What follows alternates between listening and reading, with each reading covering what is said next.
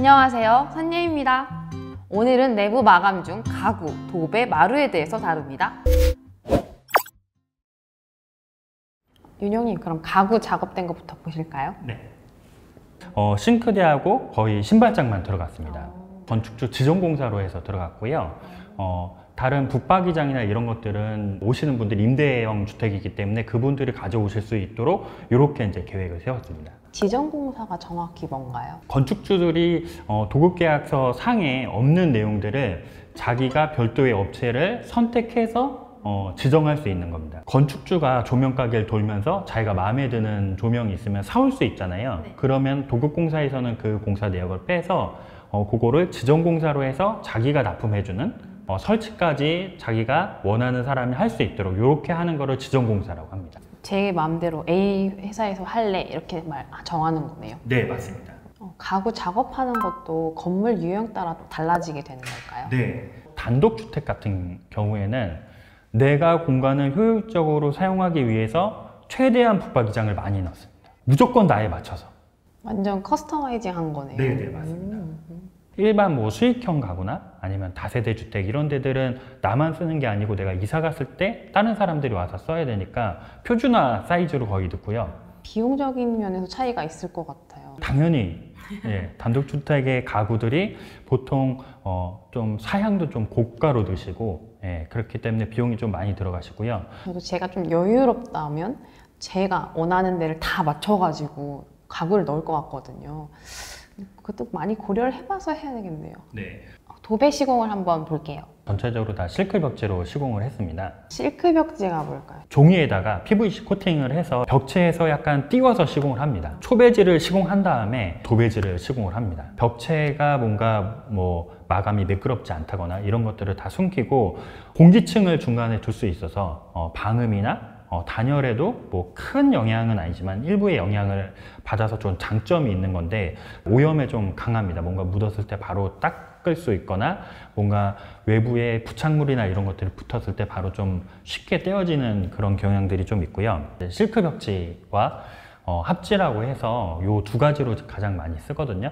합지 같은 경우에는 종이라고 보시면 되는데 이 종이는 벽에다 바로 붙여서 시공을 하고요. 일단 단가가 쌉니다, 합지가. 과거에는 합지가 이제 굉장히 좀 안 좋은 재질로 좀 많이 생각을 했는데 지금은 이제 고급화가 돼서 특수 코팅을 한 번 더 입힌다거나 이렇게 해서 많이 좀 쓰는 경향들이 좀 있습니다. 초배지가 뭔지 잘 모르겠거든요.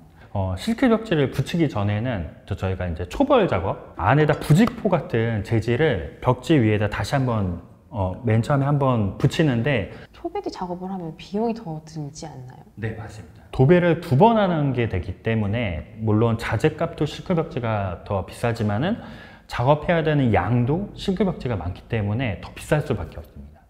실크 벽지를 시공할 때 주의해야 할 점이 있을까요? 사전에 도배 작업자나 아니면 원청하고 할 때 내가 어떠한 공법으로 도배를 하는지 요거를 한번 체크하고 넘어가시는 게 중요합니다.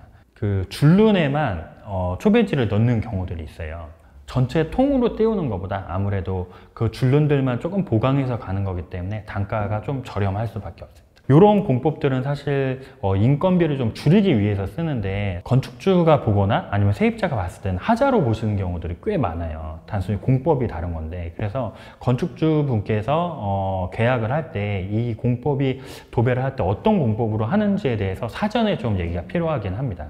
가능하면 근데 전체적으로 다 초배지를 하고 가는 게 미관상으로도 그렇고 기능상으로도 좋다고 말씀드릴 수가 있습니다.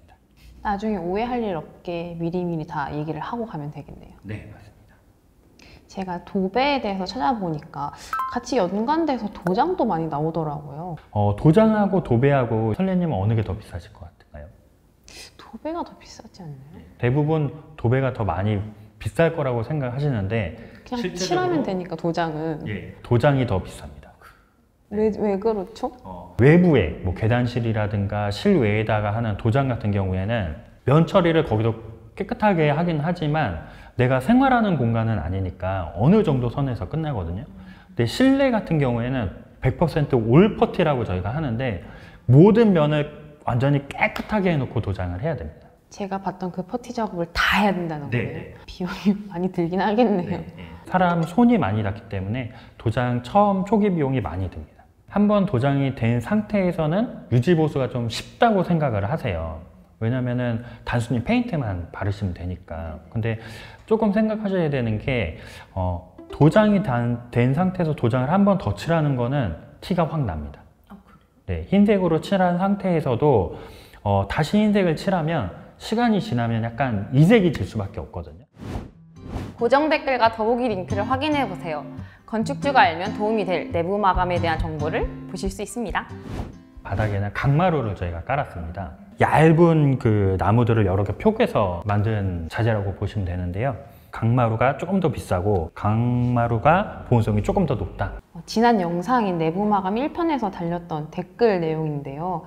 마루도 타일처럼 디자인적인 요소가 들어가게 되면 가격이 차이가 크게 나게 되나요? 네, 많이 차이가 납니다. 제가 생각했을 때는 한 20-30% 정도는 평균적으로 좀 차이가 나는 것 같습니다. 헤링본, 뭐 이런 거나 쉐브론, 뭐 이런 것들이 있고, 이런 무늬 배치를 별도로 하게 되면 사실 잘리는 면들이 꽤 많습니다.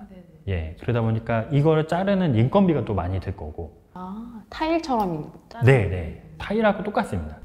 많은 분들이 뭐 바닥에 마루냐 장판이냐 고민하시는 것만큼 마루냐 타일이냐를 좀 되게 많이 고민하시는 것 같더라고요.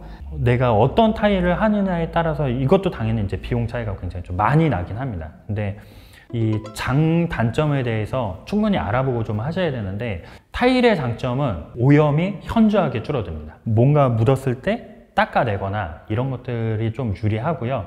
문제는 빨리 데워지고 빨리 차가워지고 차가운 게 조금 더 오래가는 이런 게 조금 있습니다. 저 예전 살던 집은 복도는 타일이고 뭐 방이랑 거실 이런 데는 다 마루였었거든요. 디자인에 조금 신경을 쓰시는 분 같은 경우가 주방에는 포세린 타일, 거실하고 복도는 폴리싱 타일, 방은 마루를 쓰시는 분들이 상당히 많습니다. 섞어서 써도 큰 무리는 없는 거네요. 네. 섞어서 쓰게 되면 비용이 많이 올라가게 되나요? 아무래도 타일은 항상 마루보다는 조금 더 비싸니까 이게 엄청나게 큰 차이는 아니지만 비용이 조금 올라갈 수 있습니다. 마루 시공을 할 때 팁 같은 게 있을까요? 요게 가장 좀 중요한 얘기가 아닐까 싶긴 한데요. 보통 저희가 이제 공사를 하다 보면 마감에서 항상 일정이 몰리는 수밖에 없습니다. 그래서 뭐 여러 공종이 막 맞물려서 작업을 하는데 마루는 그 중에서도 거의 제일 마지막 단에 있거든요. 여유 시간이 나오면 무조건 막 깔아버리는 경향이 좀 있으세요. 빨리빨리 진행하는군요. 네, 준공을 빨리 내야 되니까. 근데 건축주분들이 조금 생각을 하셔야 되는 게 수분이 거의 없는 상태에서 사실 마루 시공이 돼야 되거든요. 이유가 있을까요? 나중에 보일러를 돌리면 수분이 계속 빠져나갈 거잖아요. 마루가 깔린 상태에서 얘가 비틀어짐이 일어나니까 마루 사이가 벌어지거나 아니면 솟아오르거나 아니면은 이 접착제가 떨어지는 그런 따닥따닥 소리 같은 거가 난다거나 뭐 이런 하자들이 좀 많이 발생을 합니다. 그래서 가능하면 뭐 최소 2-3일 정도 보일러를 충분히 돌려주시고 그 후에 마루 시공하는 게 좋습니다. 미리 다 돌려놓고 해야 되는 거네요. 네. 저희가 이제 뭐 보통 베이크아웃이라고 해가지고 독소 물질들을 환기를 시켜서 빼는 경우 이런 행위를 하는데, 그때 마루가 다 완료된 상태에서 저희 많이 하시거든요. 근데 제가 생각했을 때 가장 베이크아웃을 하는 가장 좋은 시점은 어느 정도 마감이 다 끝나고 마루 시공하기 전에 최대한 다 빼내고 베이크아웃을 하고 그 다음에 마루 시공하는 게 제가 봤을 때는 가장 좋은 타이밍이 아닐까. 물론 마루 시공하고 한 번 더 하면 좋겠죠? 굉장히 좋은 꿀팁이네요. 왜냐면 나중에 하자도 생각해야 되는 거니까. 네네. 오늘 설명해 주신 가구, 도배, 마루 시공에 대해서 꼭 이건 기억해라 하는 것들이 있을까요? 가구를 구성하는 거를 먼저 좀 말씀을 드리고 싶은데요. 골조가 다 이제 형성이 되고 나서 그 공간 안에서 내가 어떻게 구성할지를 한번 보시고 나서 최종 구성을 결정하시는 게 가장 좋습니다. 그냥 도면상에서 저희가 그림만 가지고 보다 보면은 공간감이 좀 없거든요. 그죠. 실제 가서 봐야지 좀 네네. 이게 내 건물이고 이 정도 공간이구나 아는 거죠. 네. 내가 칸막이를 넣었는데 칸막이가 굉장히 도면상에는 넓어 보였는데 실제 가면 한 요만한 칸막이밖에 안 되는 경우들이 또 있고, 골조가 다 끝난 상태에서 정확한 치수를 가지고 발주를 해서 빈틈없이 딱 설치되는 게 중요하고요. 그 다음에 이제 도배라든가 마루 같은 경우에도 거기서 빛 받는 것들, 어떤 공간감 이런 걸 보시고 결정하시는 게 좀 좋을 것 같습니다. 항상 그렇지만 공사비라는 것 자체가 중간에 내가 변경을 해서 시공을 하려고 하면 시공사들은 다 공사비를 조금이라도 더 받으려고 하거든요. 어차피 내 안에 들어온 물고기이기 때문에 네. 가능하면 사전에 이런 것들도 협의를 하셔가지고 공사비를 받는 게 중요합니다. 추가적으로 순서가 좀 중요하거든요. 가구가 설치된 다음에 도배가 들어와야 되는데 가구가 끝난 다음에 도배가 와서 그 가구 끝까지 살짝 아름질할 수 있는, 올라탈 수 있는 그 상태가 깔끔하게 떨어질 수가 있습니다. 발주를 내실 때는 항상 현장 소장님하고 협의를 해서 확인을 하시고 그 순서에 맞게 반입되고 설치될 수 있도록 이렇게 하시는 게 좋습니다. 뒤에 공정을 생각해서 지정공사가 딱 맞게 들어와야 되겠네요. 네, 맞습니다. 내부 마감 같은 경우에는 건축 과정에서 건축주의 의견이 굉장히 많이 반영이 되는 공정인 것 같거든요. 건축사나 시공사하고 많은 협의를 좀 하셔야 되고, 건축주가 원하는 디자인이 최대한 많이 나올 수 있도록 의견을 좀 많이 얘기하시는 게 좋습니다. 그럼 평소에 인테리어들을 많이 보고 공부하면 도움이 되겠네요. 공부를 하시면 하실수록 도움이 되고요. 뭐 자기가 원하는 자재가 있으면 뭐 시공성이라든가 비용 이런 것들도 사전에 좀 알아보시면 좋습니다. 사실 건축이라는 거는 내가 가진 돈을 다 쏟아붓고 그것도 모자라서 은행에서 또 대부분 대출을 해서 큰 사업을 하는 거거든요. 이거를 사실 혼자 하기 굉장히 힘들기 때문에 저희 같은 하우빌드를 이용해서 어떤 사업을 같이 진행하는 것도 굉장히 좀 추천을 드리고 있습니다. 전문가의 의견도 잘 들어보는 게 중요하겠네요. 네. 실전편에서 담았던 삼성동 현장이 준공을 앞두고 있다고 하네요. 그래서 다음 시간에는 이모부와 함께 공사가 완료된 현장을 리뷰를 해보려고 합니다. 많이 기대해주세요.